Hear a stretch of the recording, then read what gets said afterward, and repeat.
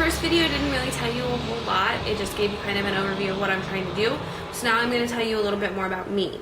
My name is Jenny, and I am 20 years old. I live in a small kind of like farming town. I don't really know. I hate it here. I can't wait to leave, but whatever. I think everybody kind of says that. I went to high school here, and I graduated about 2 years ago. And my main reason, I think, for doing this is because I had such a hard time in high school with depression and kind of like self-hate and a lot of anxiety as well.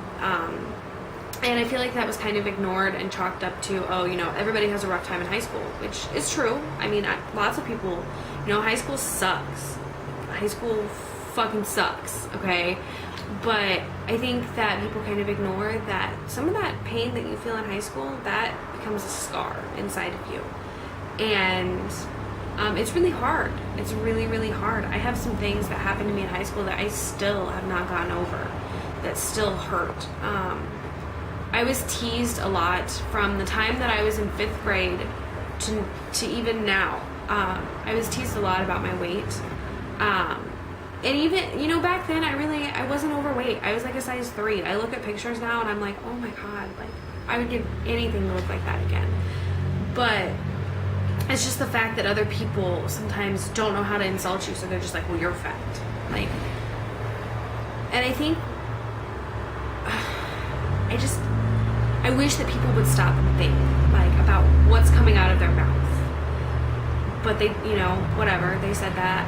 I remember one instance, my freshman year, when a group of boys, and one of them was my boyfriend, one I was friends with, like, one I had been friends with, took a picture of me, a picture where my stomach was showing, and I had actually felt really confident about how I looked in that picture. They took it and they photoshopped a fat person, or a very large person's face, and it was very warped. I think they had even messed with that picture into my face and had like wrote fatty on it or something, and they all put it as their display pictures on MySpace, because this is back in the day of MySpace. And I remember just crying and crying and crying and crying and just thinking, like, you know, that was so stupid. Why did I post a picture showing any part of my body? Like, you know, they're right, I'm fat, and like, that's kind of not really where it began, but where I started forming a problem with my weight and the way that I look at myself.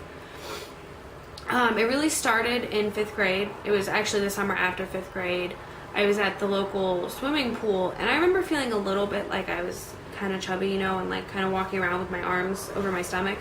But I hadn't really formulated the fact that I thought I was fat until a boy that I had went to school with looked at me and said, oh, you have saddlebags. And I'm just like, what?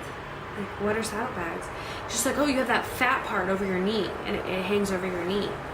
And I'm just like, I mean, I was like, how old are you in 5th grade? Like 11? Like, I just remember going home and like just looking at myself in the mirror like, wow, like he was right. I am fat. But I had kind of wrestled with that a little bit, and then it just got worse in high school, because that was instantly what people would say to me, like, you're fat, you're ugly, like, you're a bitch, everybody hates you, blah, blah, blah, blah. And like, that did some damage. Like, I'm not gonna sit here and tell you that, like, oh yeah, you know, you forget about that after you're out of high school, because sometimes you don't. And I really want to go into different things that have happened to me, but it's obviously going to take a lot of videos, because I don't want to make like 20-minute long videos, because nobody wants to watch 20-minute long videos. Like, I'm sorry. I want to be interesting, but I don't think you really want to watch that. I will tell you that a big effect, or a big thing that had an effect on me to even me now, was that I had 2 really crummy boyfriends right in a row that were mentally and physically abusive to me. And I just want to speak to everybody, to men and women. If you are with someone who is any type of abusive to you, if they talk shitty to you, if they say mean things like you're fat, you're worthless, you know, you're stupid, or they physically hit you, get out, because it does not get better. They can tell you all they want, that they have changed and that they're gonna change, or that they're not gonna hit you anymore, they're not gonna say that anymore. It isn't true. Like, they will always be that person. Just get the fuck out of the relationship, because it doesn't get any better. And I made the mistake of staying in both of those relationships way too long. You know, the one I stayed in for like almost a year, and the other one was over a year. And it just doesn't get better. The really physically abusive relationship ended very poorly. It ended, even after we had broken up, he was still abusive to me. And I still kept trying to just be his friend, because, you know, when you love somebody, it's really hard to let go. And it ended with a very swollen black eye. And that's pretty much the way that it ended. And it doesn't get any better. That person is not going to change for you, okay? They just aren't.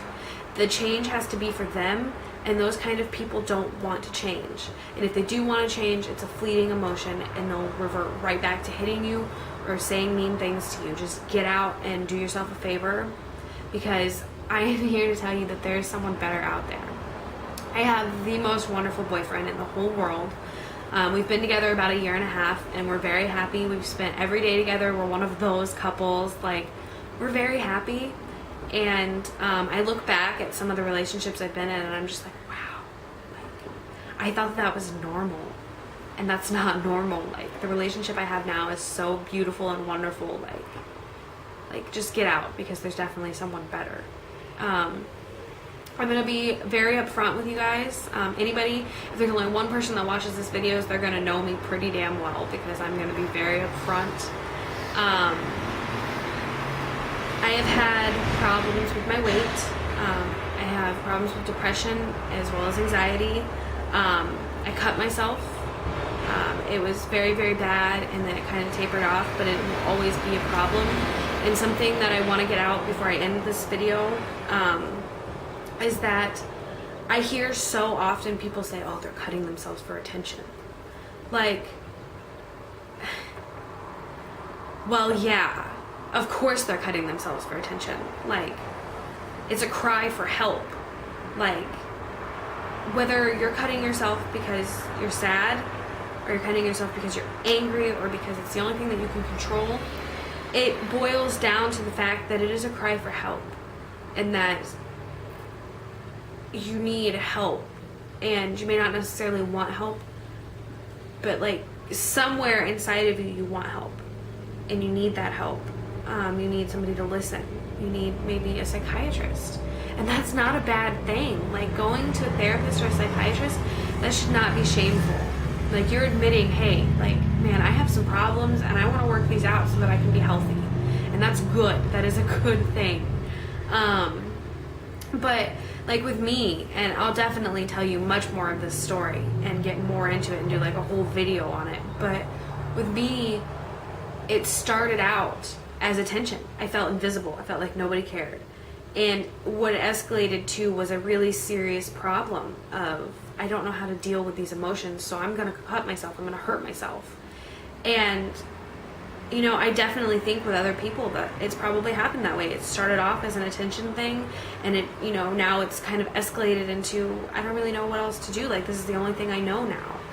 And the only thing that I can tell somebody who's struggling through that right now is that do it for you. Decide that you don't want to have ugly scars, you know. Decide that you want to work things out a different way, because there are other ways. I got journals, and definitely just facing the world head on and being positive is where I am right now. But it took me, you know, like 6 years to get there.